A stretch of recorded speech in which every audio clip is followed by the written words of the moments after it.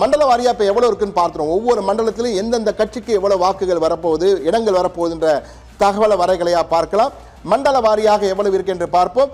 மண்டல வாரியாக பார்த்தீங்கன்னா வடக்கு மண்டலத்தில் மொத்தம் 53 இருக்கிறது. திமுக 21, அதிமுக 14, டிவிகே 1, 17 இழுபறி.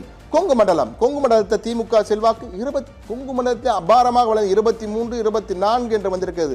40 இடங்கள் அதிமுக ஜெயிக்கும். படுப்பொழுது திமுக பெருமளவு வெற்றி பெற்றிருக்கிறது. 23 என்று வந்திருக்கு. கடும் போட்டியை கொடுத்திருக்க 14 இழுபறி. டெல்டா எப்படி இருக்கு? டெல்டா திமுகவின் கோட்டை. இந்த முறையும் அதிகமாக, ஆனால் அதிமுகவும் 10 இடங்களை பெற்றிருக்கிறது. இழுபறி 12.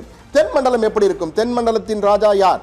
27 திமுக, 16 அதிமுக. அதிமுக கடும் போட்டி கொடுத்திருக்க. டிவிக்கு 1 வருகிறது, 14 இழுபறி.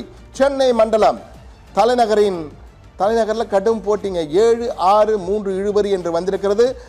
இது வடக்கு மண்டலம், கொங்கு மண்டலம், டெல்டா மண்டலம், தென் மண்டலம்